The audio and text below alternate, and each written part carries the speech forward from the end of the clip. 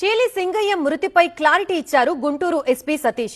ఆ రోజు తాడేపల్లి నుంచి సత్తెనపల్లికి వైఎస్ జగన్ వెళ్తూ ఉండగా కాన్వాయ్ కారు కింద చీలి సింగయ్య పడ్డారు. తీవ్రంగా గాయపడిన సింగయ్యను ఆసుపత్రికి తరలించగా చికిత్స పొందుతూ మరణించాడు.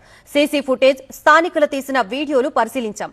మాజీ సీఎం జగన్ వాహనం కింద పడి సింగయ్య మరణించాడని నిర్ధారణ అయిందని ఎస్పీ సతీష్ తెలిపారు. వైఎస్ జగన్, సుబ్బారెడ్డి, పేర్ని నాని, విడుదల రజని, పిఏ నాగేశ్వర్, డ్రైవర్ రమణని నిందితులుగా చేర్చామని తెలిపారు. దర్యాప్తులో భాగంగా వీడియోలు వెలుగులోకి వచ్చాయని, దర్యాప్తు తర్వాత పూర్తి వివరాలు వెల్లడిస్తామన్నారు ఎస్పీ.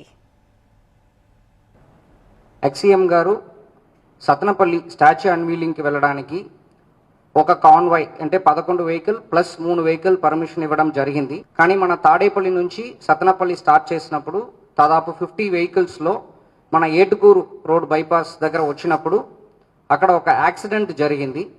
యాక్సిడెంట్ జరిగినప్పుడు అక్కడ ఒక పర్సన్ లాన్లో పడుకు పెట్టడం జరిగింది. ఇన్ఫర్మేషన్ వచ్చిన తర్వాత మనం 108 అంబులెన్స్కి చెప్పి హాస్పిటల్ తీసుకుని వెళ్ళడం జరిగింది. వ్యక్తి పేరు సింగయ్య, వెంగళపాలెం నుంచి. హాస్పిటల్లో బ్రాడ్ డెడ్ అని చెప్పి డిక్లేర్ చేశారు. అప్పుడు వాళ్ళ వైఫ్ లూర్ది మేరీ ఇచ్చిన కంప్లైంట్ మేరకు మనకి 106 సబ్ క్లాస్ 1 మేరకు మన కేసు రిజిస్టర్ చేయడం జరిగింది. ఎవరు చనిపోయారో సింగయ్య, మన ఎక్సీఎం గారు వెహికల్ ఫార్చునర్ వెహికల్ వీల్ కిందకి వాళ్ళు పడిపోవడం, దాని వెహికల్ టైర్ ఎక్కుతున్నట్టు ఒక వీడియో మనకి ఎవిడెన్స్గా దొరికింది.